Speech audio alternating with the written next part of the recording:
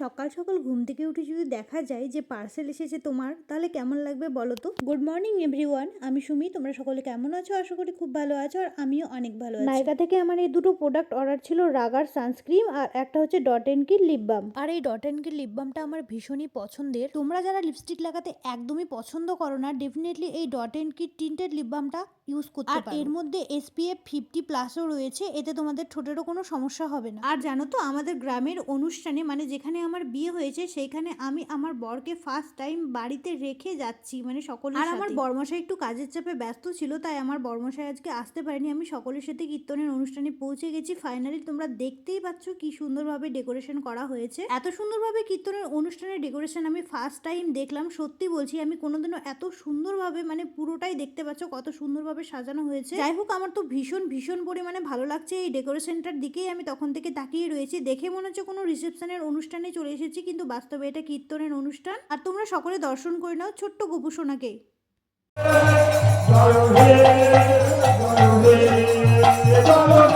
আমরা সেখানে সকলে মিলে দাঁড়িয়ে কিছুক্ষণ কীর্তন শুনে নেওয়ার পরে পৌঁছে গেছিলাম মহাপ্রভুর ভোগ খাওয়ার জন্য। তার আগে দেখে নাও কত সুন্দর একটা কিউট ডগি। তারপরে দেখতে পাচ্ছ তোমরা এখানে সকলে ভোগের জন্য বসে পড়েছে। প্রচুর পরিমাণে ভিড় ছিল। অবশেষে ভোগ খেয়ে বাড়ি ফেরার পালা। টাটা।